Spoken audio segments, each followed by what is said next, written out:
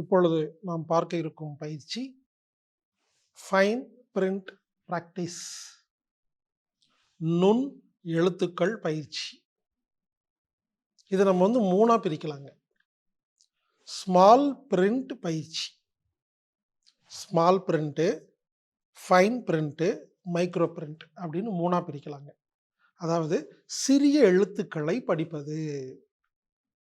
இது ஆங்கிலத்தில் small print reading.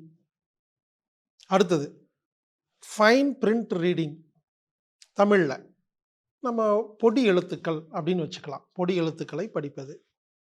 Micro print reading அப்படின்னா நுண் எழுத்துக்களை படிப்பது. இப்படின்னு நம்ம மூணா பிரிக்கலாங்க.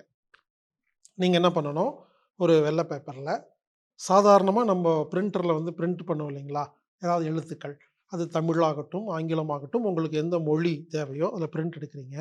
வழக்கமாக எடுக்கிறத விட சின்னதாக ஸ்மாலாக நீங்கள் கொஞ்சம் கஷ்டப்பட்டு படிக்கணும். அந்த மாதிரி சின்ன ஃபாண்ட் அப்படி ஒரு பிரிண்ட் எடுத்து வச்சுக்கோங்க. இருக்கிறதுலையே கம்மியாக சின்னதாக ஒரு பிரிண்ட் எடுக்கிறீங்க. லெட்டர்ஸ், அந்த ஃபாண்ட் இருக்கு இல்லைங்களா, எழுத்துக்களுடைய அளவு தான் ஃபாண்ட்டுன்னு சொல்லுவாங்க. சிறிய எழுத்துக்களை ஒரு பேப்பரில் பிரிண்ட் பண்ணி வச்சுக்கோங்க. இது ஸ்மால் பிரிண்ட் ரீடிங். அதை நீங்கள் படிக்கணும். அடுத்தது பாருங்கள், இது ஒரு மாடல் ஃபைன் பிரிண்ட். பாருங்கள் எவ்வளோ சின்னதாக இருக்குன்னு பாருங்கள். இது ஒரு அளவு நான் சொல்கிறேங்க. இது சின்னதாக இருக்குது. இது பாருங்கள் அதை விட சின்னதாக இருக்குது. இது micro print. Fine print, micro print. நீங்கள் ஒரு A4 சீட்டில் ஸ்மால் பிரிண்ட் அப்படின்னு ஒன்று டைப் பண்ணி வச்சுக்கோங்க, பிரிண்ட் பண்ணி வச்சுக்கோங்க. இந்த மூணு வச்சு தான் நாம் பயிற்சி பண்ண போகிறோம்.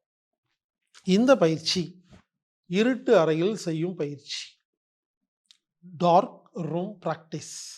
அதுக்கு என்ன செய்யணும், உங்கள் வீட்டில் கருகும்முன்னு இருட்டாக இருக்கிற மாதிரி அரேஞ்ச் பண்ணணும். ஜன்னல் இருந்துச்சுன்னா அது கொஞ்சம் ஸ்க்ரீனெல்லாம் போட்டுட்டு லைட்டெல்லாம் ஆஃப் பண்ணிவிட்டு வெளிச்சம் உள்ளே வராமல் அறை இருட்டாக இருக்கணும். டார்க் ரூம் நீங்கள் ரெடி பண்ணணும்.